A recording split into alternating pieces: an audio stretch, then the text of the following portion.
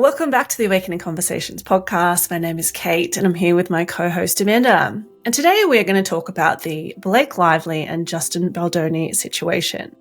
While this might seem like another celebrity drama, this is actually a mirror for us that is a representation of the masculine and feminine energies that are being exposed to us within the collective, and a powerful opportunity for further awakening and healing within this realm.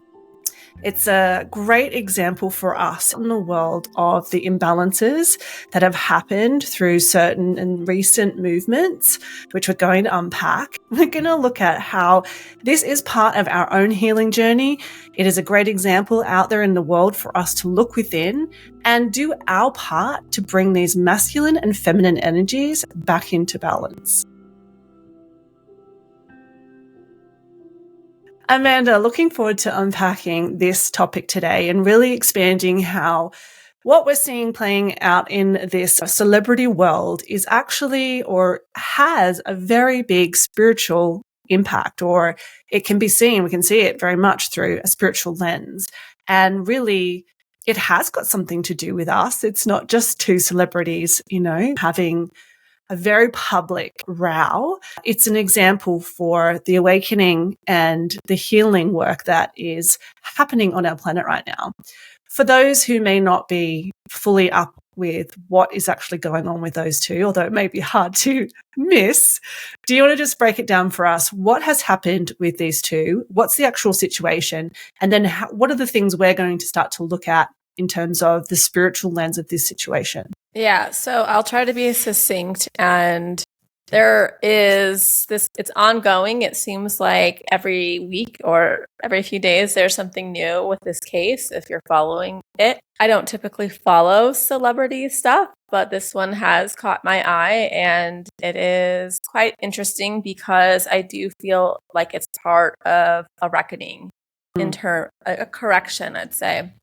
And so from as I understand it and from the evidence that I've seen, I see it as Blake Lively and Justin Baldoni starred together in a movie called It Ends With Us, which is about domestic violence. I didn't actually see it, but you saw it, right, Kate? Yeah. And he was also the director. I want to say this was his directorial debut. He bought the rights for this film and the sequel to this film. And so it was a big deal for him in producing this film. And I never knew who Justin Baldoni was prior to learning about this situation, but apparently he is a sensitive guy involved with a lot of work around healing masculinity, around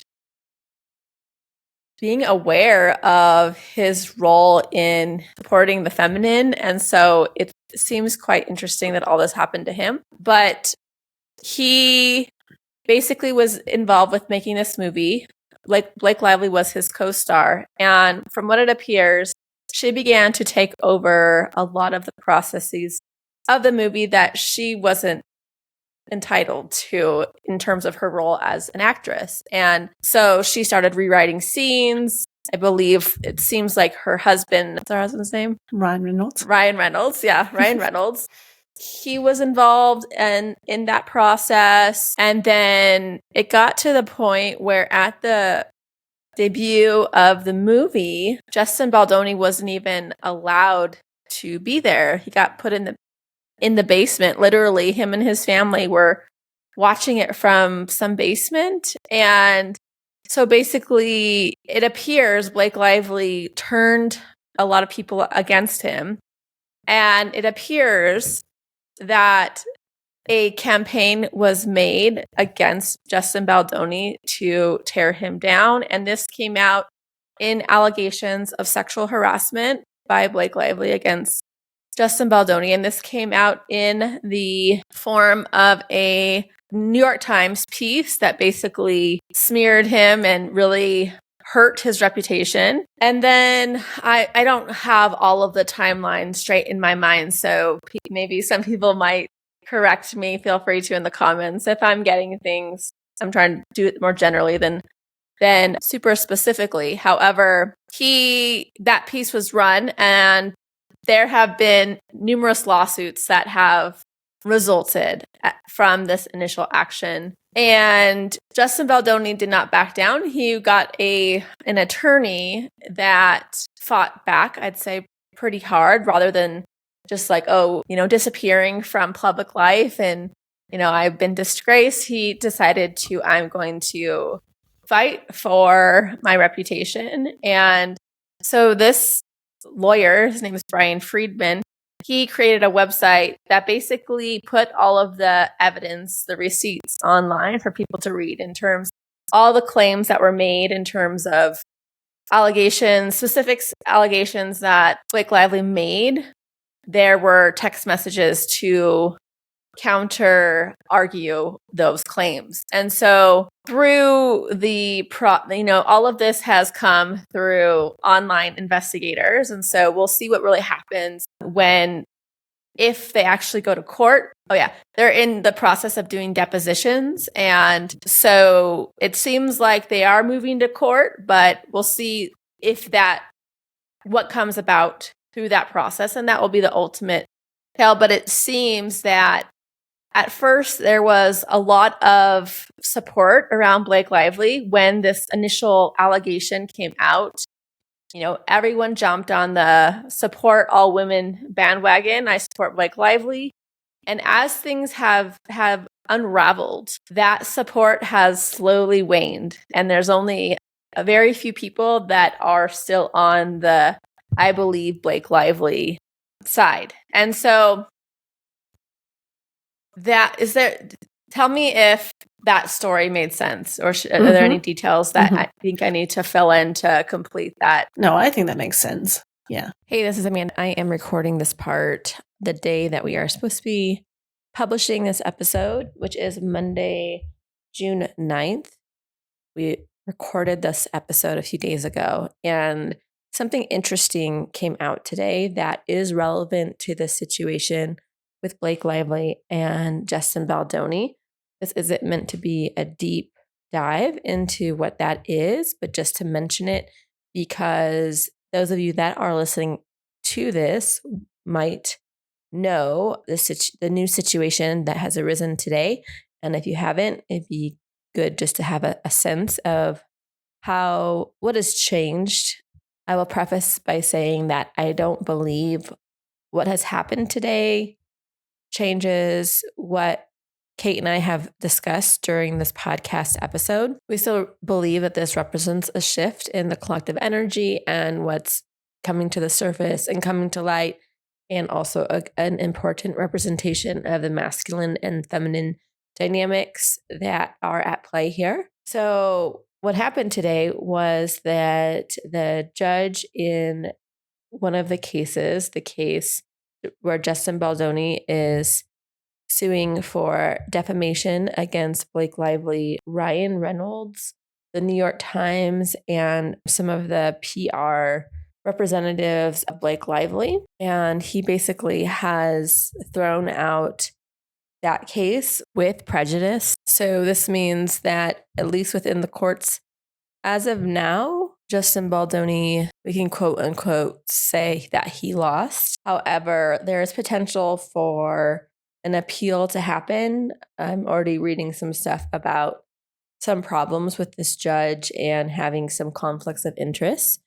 But we'll see what time says about all of that. As I mentioned, I don't think this changes our share in this episode, as despite him potentially losing this lawsuit, there's a very good chance that Justin Baldoni's lawyer pursued this lawsuit knowing that there was a good chance that he would lose, because defamation is very hard to win, especially in California where this lawsuit was pursued. However, even if he does lose in the court system, which that would be unfortunate from my perspective, but even if he does lose in the court system, through pursuing this lawsuit, he has brought eyeballs to the situation through sharing of the evidence that he has to clear his name. And I think what those of us have been paying attention to this situation have seen is that this situation, as I mentioned in the episode, this situation has gone from many being on the side of Blake Lively, believing her, speaking poorly about Justin Baldoni, and through the course of many, many months and evidence coming to the surface and people looking at Blake Lively and her past track record, they've seen that her complaints have not matched what is available in the evidence. And of course, people can state that the available evidence does not necessarily prove that she's making this up or he's not at fault. However, and from my perspective, I believe that if Blake Lively had evidence to support her claims, she would have made that public. Anything to win her case in the court of public opinion, she would have done as well. So she had an equal opportunity to put things out there to support her side. And what I've seen as far as what's been available or what corroborates her position is very limited. So that's all I'm going to say about this. You can find more information out there on the specifics of the situation.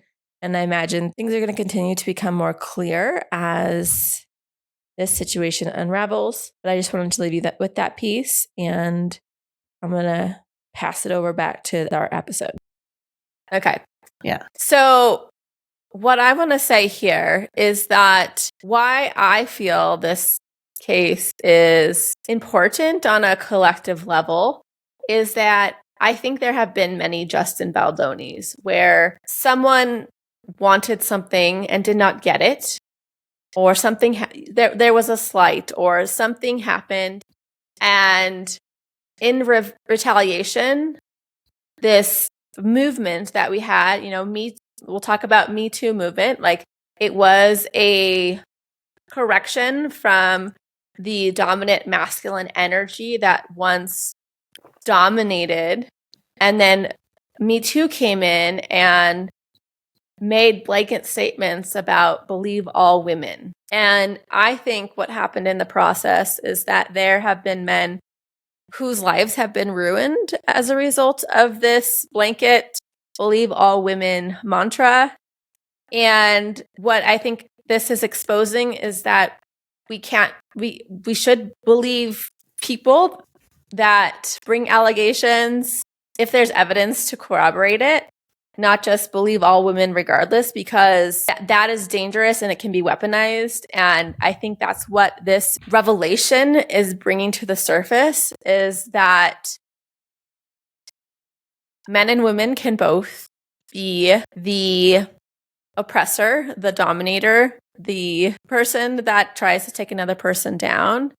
And if we are on either side and strongly in one way or the other, there's going to be problems. And so I think this is the pendulum swinging back more towards the center, where people can see the kind of like how behind the scenes of what could happen with a smear campaign, and allows us to be more nuanced in how we navigate these situations. Yeah. So thank you for bringing that intro in and helping us really understand, or for those who aren't up to speed with it, what really went down. And first thing that I want to say here is that what we want to chat about today isn't so much about, the men versus women. And what we're really looking to go beyond here is that, women have been oppressed in the past, and we're moving out of that into more women's liberation.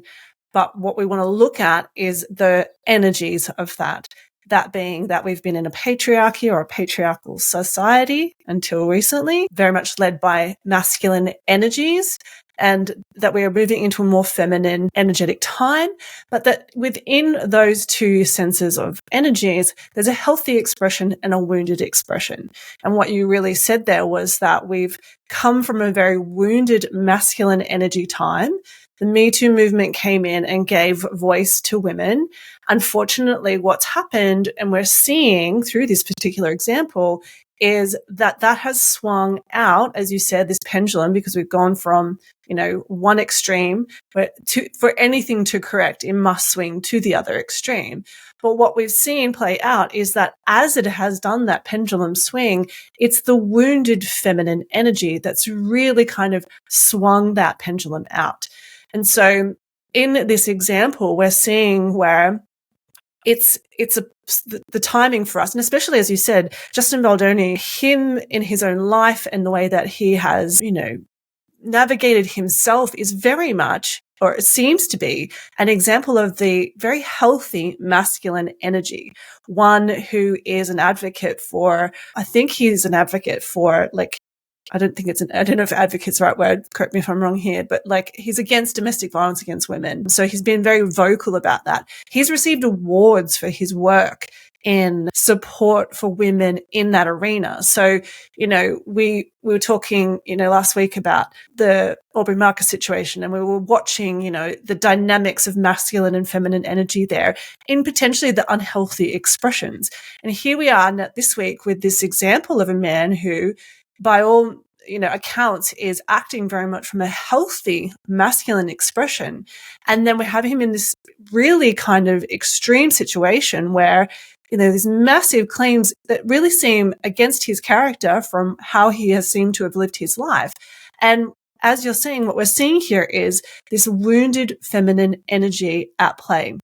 And it's important because it's a part of the awakening. It's a part of this collective shift we're going through to see this at play, because it's a great example or an opportunity for us to do many, many, many things, because that's what the awakening is all about. But it's a healing process, right?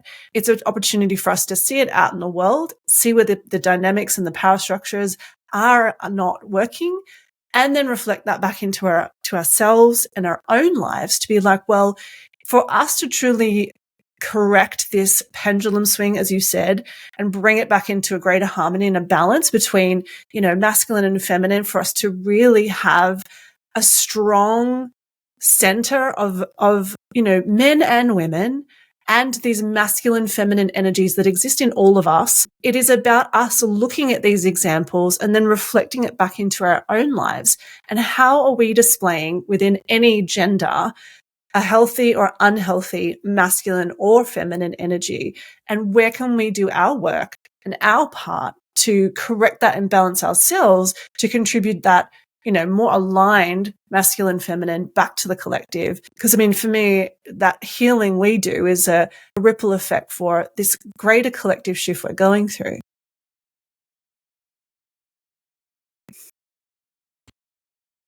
Yeah, very well said. I think, speaking to that wounded feminine, I feel that, we all have work to do, both in seeing our shadow and how these energies manifest for each of us. And, as I was thinking about this podcast today, I was thinking about, like, why does this matter to me? And what came up for me is that I used to consider myself as a feminist in what I thought that was. And as the Me Too movement rolled out and I had a toddler son, and, at first I thought the Me Too movement was a good thing. I thought it was going too far, and I thought it was painting groups of people with broad, generalized strokes. And the concept of the patriarchy was becoming much more readily discussed, and I saw the animosity towards men grow.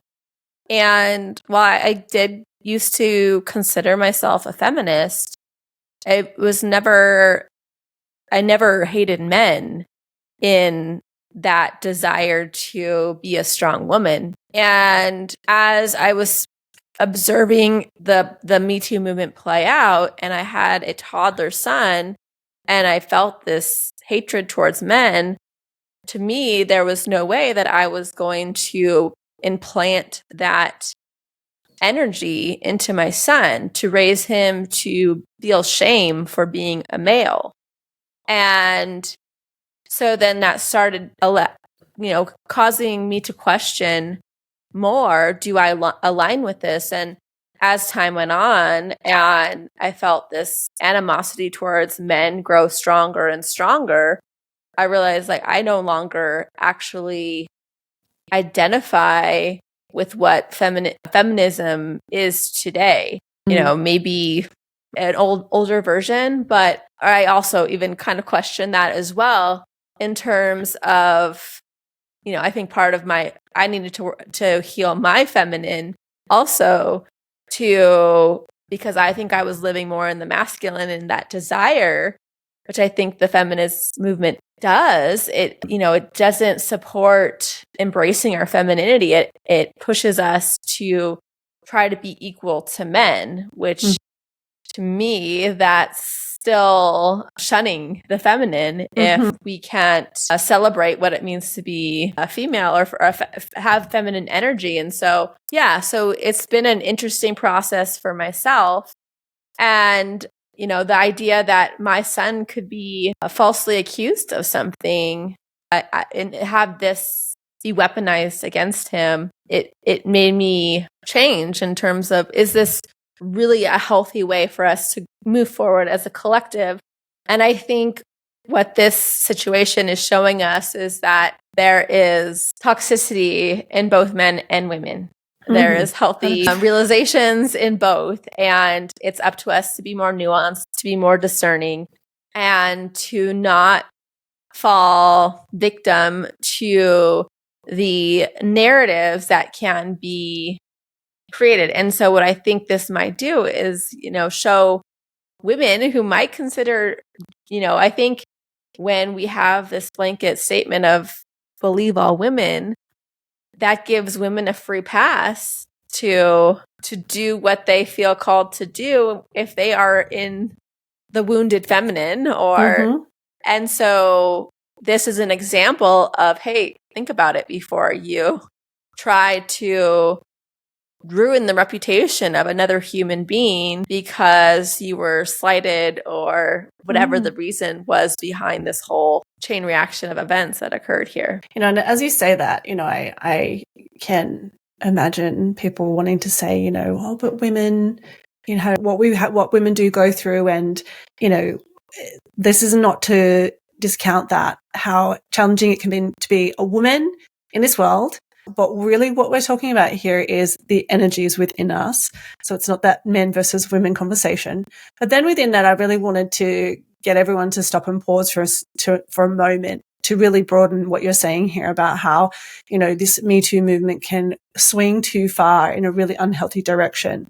When I think back on my own life about the women that I've known, or women I have encountered, or women that I have met through male friends, that then they're, female partners, the witnessing of the wounded feminine energy that we can see within people and that we know. Now, wounded feminine energy can also exist in a man, but for the purposes of what we just discussed there, thinking about it in terms of how us as females may hold that wounded energy within us to, unfortunately ruin, or maybe not ruin, but for this movement to then cause harm rather than to be something that is helping.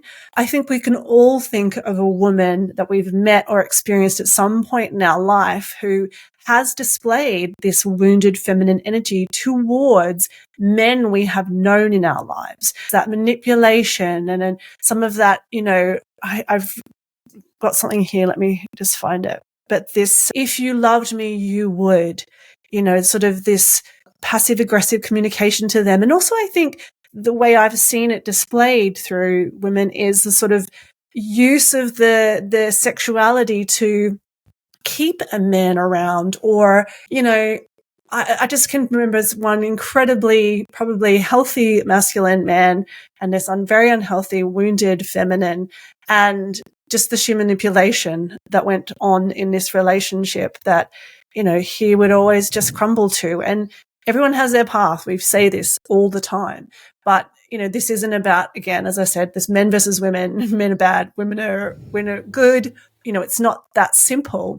It is really about the inner experiences of these energies and qualities within us that we need to begin to look at and heal and correct. Because, I mean, for us personally, it changes the experience of our lives. And it's really quite incredible to see the amount of men really working on their wounded, masculine, because, I mean, let's be frank here and say, okay, for the most part, the women are going to hold the wounded feminine and the men are going to hold the wounded masculine. But again, it's not this black and white men and women situation, but really how that's changing how men are. And again, to refer back to last week or the last 2 weeks when we've seen Aubrey Marcus, that's been a big challenge that's arisen in many women, is seeing how this man didn't hold his woman, didn't make her feel safe, and some of that wounded masculine energy that was present in someone who looks extremely, masculine, and someone who says he's going to be there to support her through it all, and, that breaking of that vow. So, I just wanted to expand that there of like, that's where what we're really kind of trying to focus on here. And then to expand that to that, what we're experiencing right now as we are going through a frequency rise here, where it's happening on the planet, that's part of the experience we're having as energetic beings. So this shadow and what's under the surface is coming up for us to see. So having all of these things being presented to us through celebrities, influencers, governments, all of it, it is the literal process of change and rebirth that we're going through collectively to create something new. And so as disturbing as these things can be, or, as annoying as they might be, or whatever, it's for us. Like, it is just a mirror reflecting back to us the things that exist in this world that need to be changed. And how do we change them? We start with what we hold within us that is a reflection of those external energies. Yeah, so I think as we witness, we can see what's coming up within us. And also, I think it's not about villainizing Blake Lively, and it's not about idolizing Justin Baldoni. It's about observing, and they're on display for us as to be that mirror for us to see what arises within us. And what arises within us is for us to work on and play with and ask questions about where does this come from? Because we all have, we have stuff that, comes from our parents, those primary relationships that showed us what it means to be a man, what it means to be a woman. And so, regardless of our parents doing the best that they possibly could do for what they received, there's likely unhealed trauma, wounds that we received that were modeled for us. And they're oftentimes unconscious to us until something triggers something within us, so we can begin begin processing and coming to acceptance with. And so, yeah, whatever is coming to the surface is an opportunity for us to clear those energies from our bodies and from our energy template. And so, I mean, it's quite interesting and kind of ironic, the topic of the movie, that it's about domestic violence. And he played abuser, and, the irony in that, right? And then it's kind of from a higher perspective. It's like we're all kind of playing these roles in this game of life, right? We agreed to play the, to some people, we might have more, when we're unconscious, maybe some more of that wounded manipulatory energy that we're unconscious of, and we're here to release that and see it and clear it. And it's like, where in one's life did maybe you demonstrate some of those qualities? And, doesn't mean that you're that same person now, and doesn't mean that you're not going to be a better version of yourself down the road as well. And so, yeah, this is really what the work that we're able to do through observing this. And I just want to share what those qualities are of what's healthy and considered within the energy of the wounded masculine energy, just briefly, is a need to be right, trying to control outcomes and other people, shutting down emotions, be it others or their own, overworking, proving, chasing status, using force, physical, verbal, emotional, to dominate, dismissing or belittling intuition and emotion, and viewing relationships through power over dynamics. And even as I say that, like, even as a woman, I can, sympathize with or witness within that description some of my own behaviors over the past. So, while it's a masculine and wounded, trying to control outcomes. I mean, who hasn't, right? It's part of the experience of what is within us. That healthy masculine energy is about acting from clear purpose, grounded leadership, holding safe space for others without controlling them, healthy boundaries, speaking truth with compassion, taking aligned action, not being reactive, discernment and clarity in decision making. And then the wounded feminine energy is emotional manipulation. And that example that I gave before, if you loved me, you would.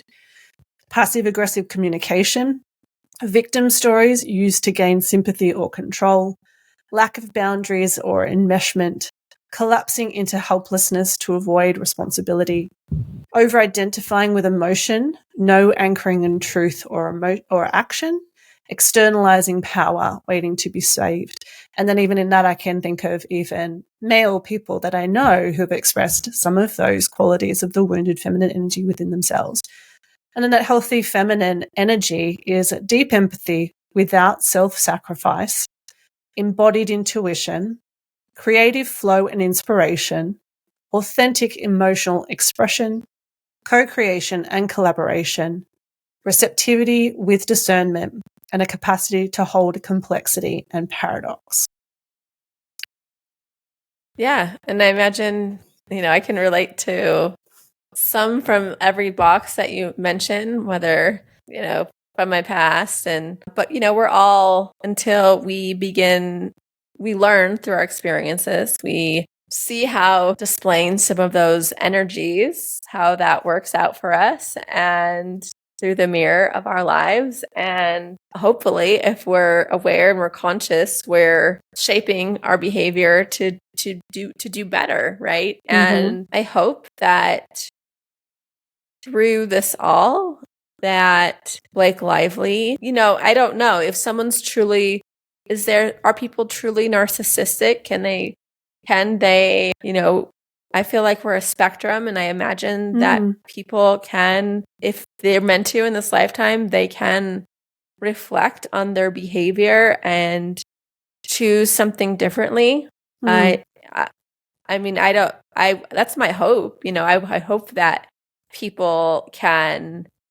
Yeah, I imagine it's harder when you have a spotlight on you, right? Yeah. But it would be my hope that people can heal, and going through something like this on such a public scale, it's like, how can you not start to self-reflect? And I would imagine, like, how do you not, when so much externally is being said about your behavior? I imagine, either you just like tune it out, or maybe you have a real like come to Jesus moment where you start to ask, like, what did I do to create this situation that I imagine feels like a shit show, to have all these eyeballs on you for create what seems like she created this story, and it's almost like she thought she could get away with it,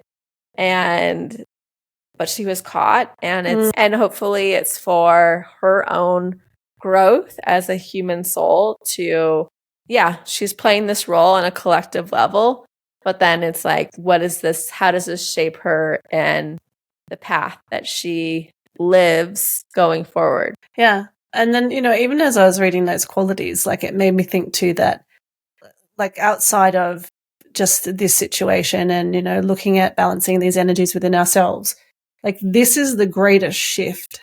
That's also what we're going through, right? From the wound, from the dark, from the shadow expressions to the more healthy expressions. Because as I read there, like co-creation and collaboration, like one of the healthy feminine traits, discernment and clarity in decision-making through that healthy masculine trait. Like basically the healthy masculine and feminine traits we just read there is like, that's the sort of groundedness of the new earth energy is what it makes me think, right?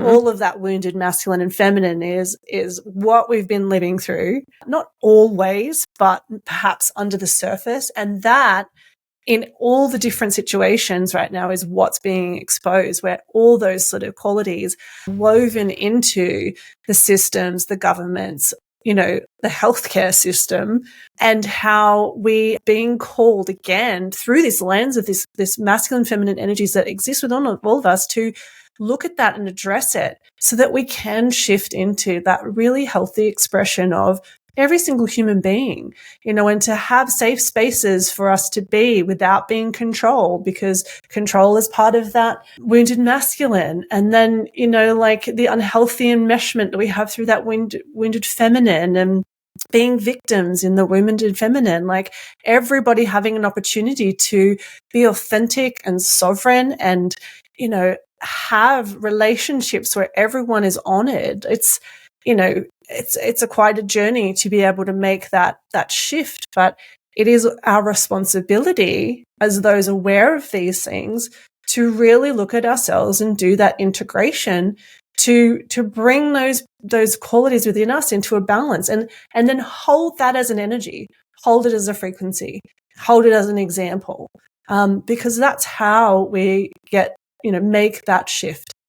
It's to me, it just keeps coming down to it's a part of our responsibility as those aware of these things, those of us doing our inner work. This is how, it sort of seems probably grandiose to say that's how we change the collective, but it is. If we go on unconscious, nothing's going to change. The fact that we're conscious means we have the opportunity to make the difference through the work that we do and the way that we treat ourselves, and then the way that we're treating other people. Yeah. And I think if we do the work, if we look at if we do look at what's coming up for us, we can find forgiveness for ourselves for where we've played those, where we've exhibited those behaviors. Yeah. And then also, it also humanizes the people that we are witnessing, right? And so I think in order for us to heal in a collective, we have to get away from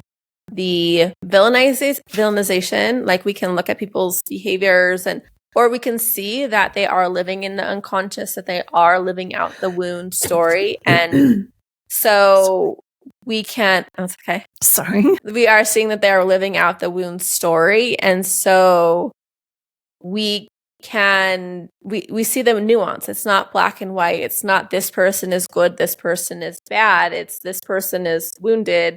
Yes, they need to be held accountable for their actions and their behavior, but we don't have to completely write them off as human beings. Like, in our despite us having these two conversations about Aubrey Marcus and what he's doing, it's like I still hold the vision for him to become a better version of himself. I know that that's possible. And so there's no guarantee that he will, but we all have the potential to be better versions of ourselves, to heal, to release the dark energies that we all have within us through ancestral trauma and wounding and, from society and things we experience in this lifetime. Like we all have those things in us. And I think that if we become to acceptance about that, if we, because we're conditioned to judge the things, the shadow, we are conditioned to judge the shadow. And when we're able to look at the shadow without judgment, that's where we transform. That's where we transcend. And so I think that, making sure that you're seeing that we are seeing them as a mirror and we are doing this work, we're using it as an opportunity. It really is. It's everything that we're seeing on the collective stage is an opportunity for us to see what comes up. And so, I imagine there are people who I get this triggers me. I'm not going to look at it. And maybe you're not ready to look at it. But I definitely invite you to start to pay attention to and do some inner work so you can be with it. There might be different extreme experiences why these are coming up, and maybe you have to go into it gently, but it really is the time is ripe to release these energies that we carry within us, and that's why these things are happening on such a rapid pace in what we're seeing on this world stage, because this is a time of massive purge those energies. Yeah. And I mean, it's like everyone out there on the TV, in the media, whoever keeps popping up regularly, like all the attributes within the people that we see that give us that deep trigger and that we want to judge and we want to hate on, they are truly our teachers. Like, it honestly is. They're showing us something that we can look at within ourselves.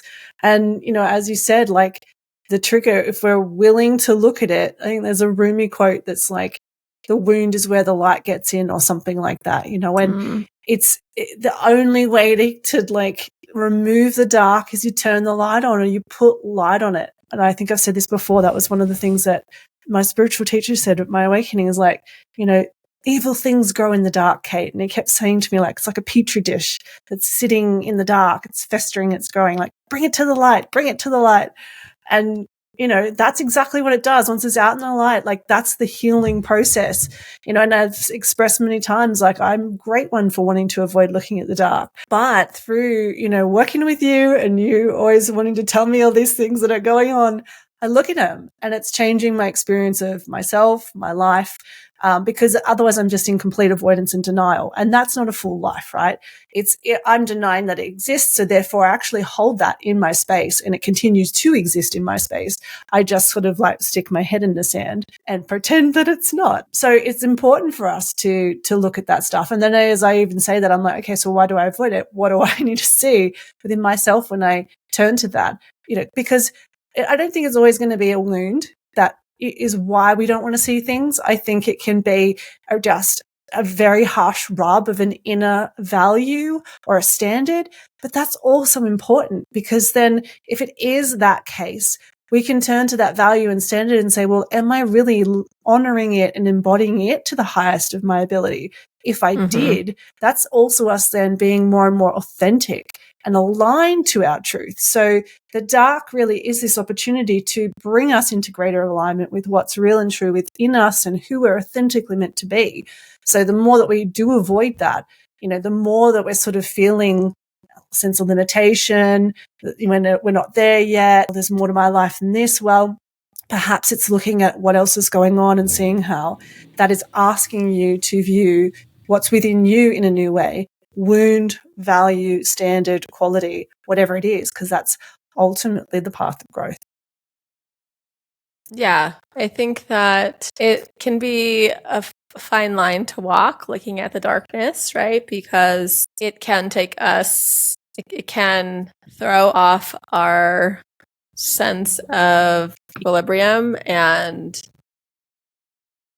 there is some darkness out there, and much of what our world is made of, this current reality that we're living in, is built on a lot of darkness, and from my perspective, and part of the awakening process is us looking at that. How do we transform our world if we don't see what is underlying all of the current systems that are the structure, the matrix of our world? And so I think that right now, where it's been energetically easier to do that, we have better tools to support ourselves through that process of seeing things, and maybe we don't want to go all the way into the deep darkness that there is, but little by little we start to, I think, as we've talked about before, awakening is this gradual process. And I think if we did it all at once, it would be a really big shock to the system. And I do unfortunately think that for those that have not been looking at, have been completely like, I'm not saying this is you. I'm saying like people think like, oh, the world is fine. We can just keep going as it is. And, 2020 there was nothing wrong with what happened there. I think more and more is going to happen. It's like more and more is going to happen to get people to start opening their eyes, because and so until people are fully awake or are willing to look at it more, it's going to get worse and worse it's going to seem worse and worse what's being revealed, because we have to look at it in order to heal it. Yeah. As you said, like bring it in, bring the light onto it. Otherwise, our world is going to persist as it is. And, we think about it from a theoretical perspective, we are moving towards a new Earth, but we don't get there without purging what's existed for thousands of years here. And so, I'll say all in our own time, but I think we're being nudged along faster than maybe we want to be nudged along. Yeah, exactly. It does feel a bit more like just put your seatbelt on, really. And I mean, in that, it's like, I just want to open my hands a bit more, like, because when things get bumpy, you want to grip on. And I think that's what makes it hard. So can we like loosen the grip on the safety harness that comes over the top, and maybe dare to take our hands off and just show up for what is here, asking to be seen again and again and again. And I want to say to remember that the fact that you're here, your soul wanted to be here for all of this. That's one of the biggest spiritual takeaways, I think, that is really important for each and every one of us to ground into our awareness with like a certainty, is our souls chose this time. It chose to be here to witness and endure and experience this. So it's not a fluke. You're not here to suffer through it. You're not here to just, feel awful all the time. You are here to witness, to grow, to heal. There's an important reason for your soul's evolution for you to be here and experience this very time. It's different for all of us in what the deeper reason is. We can start to sense that, and I think many of us do. We know innately. Maybe it's just to, have these certain roles. Maybe it's outwardly or inwardly, but we're meant to be here. We're meant to be part of this process. Yep, our souls chose this. Yep. Yeah, no, we're meant to purge the darkness that our hand was dealt, right? We've all been dealt a hand, and we all have things that we carry energetically in our bodies, and we all have, some of us more so than others. Obviously, we're here to grow in whatever way our souls decided that we're here to grow. And it's going to look different for different people. I know that for myself, the Gene Keys have been quite illuminating in terms of understanding all of the seemingly random life experiences that I've had, but it's been cool to make sense of them, see the threads that weave through, and see that, maybe, I was reflecting today about how I have looked at a lot of darkness, and I've learned to be able to see it. And I've also learned that I can't just go sharing this darkness with people, because the people specifically in my household, they don't want to hear any of that. And so I have to respect their boundaries, and that doesn't mean that I'm sure I influence in some way, but I just don't share all that I know on a platter for them to know about how the world works from my perspective, because their design does not like that. So yeah, exactly. We don't want to scour anybody too soon. And we all come to these things in our own timing. And I think it's also our level of growth, and I have definitely experienced that through, our friendship and our connection. And it's just our growth edges, right? Like, are we willing to put our hands on those edges and like push it and it's just uncomfortable, but it doesn't mean that it's bad. And I think that's one of the big lessons for me is like, it's okay to be in the discomfort of looking at things, because it's uncomfortable until you understand it or you have a different perspective on it. So it's like, it's just broadening our awareness, growing our consciousness, expanding our consciousness around things to be able to hold more of this experience. And then as you were saying that too, I really got this vision of like this wave of souls that have come here to be like the big farm tractor that has the road, like the thing at the front that tills the soil.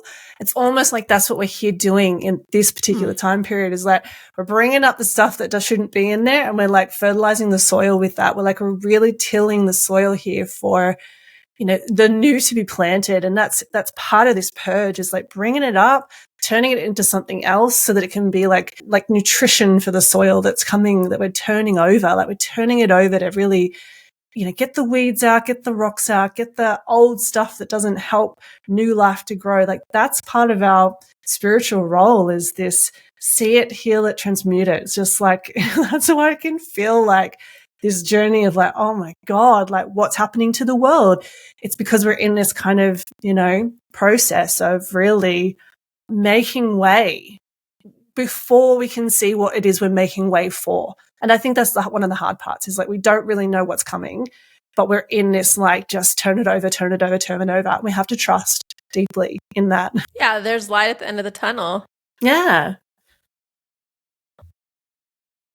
You see, sneeze. Yeah, and that's what, like, I can see the darkness because I trust that there's light at the end of the tunnel. That I trust that where we're going is a better place. And if I thought that this was it, if that this is our eternity, that there's no improving the circumstances of what exists currently, I don't think I wouldn't be hopeful, number one. And I think that hope is what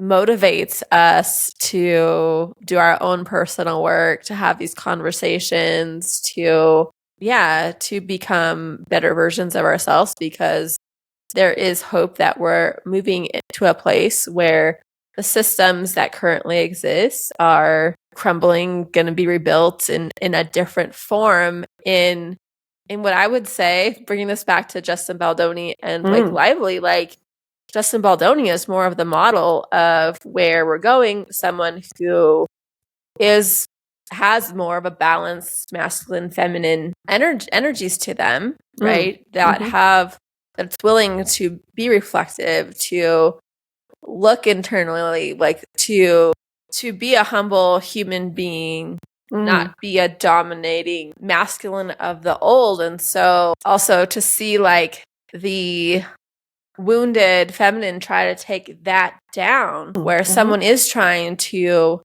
step into that energy, and then for that to be exposed in that circumstance, like it's almost cosmic justice in a way. But also I wonder like how many sensitive men have also been harmed from these older, heavier, denser energies. And so bringing this to the surface, it's teaching the collective like, nope, this is not how we're operating and where we're going. Like we're moving away from this. It's the sort of age-old battle of light and dark, right? Like how as the light wants to grow, the dark wants to suppress the light, right? Like it's again another metaphor for what we are going through right now. The more that we kind of bring the light to things, the more that darkness wants to kind of like, fight back. And this is sort of part of that tilling of the soil that we're doing. We're doing this like, back and forth, that the more we can shine the light on it, the more we can see more things we have to that are in the dark, because they're going to keep trying to maintain the power and the control. And that's part of this, what's playing out in this situation is, metaphorically through these people, through these archetypes, through these energies, we're sort of seeing it through that lens, and how it's part of what we're here to see and experience and heal through and grow through. Yeah. No, I think this has been a good conversation about, I'd like to have more conversations like this where we bring in what's happening and how can we use it as a teacher for us. And I think that we don't have to, can we look at it without being pulled into the energy, into the drama? Like, because I think that's what a lot of people associate like celebrity gossip with. It's like lower energy, right? But it's, using it as a teaching experience. I think that I'd like to do more episodes like this where we are looking at what's happening on a larger scale, and we can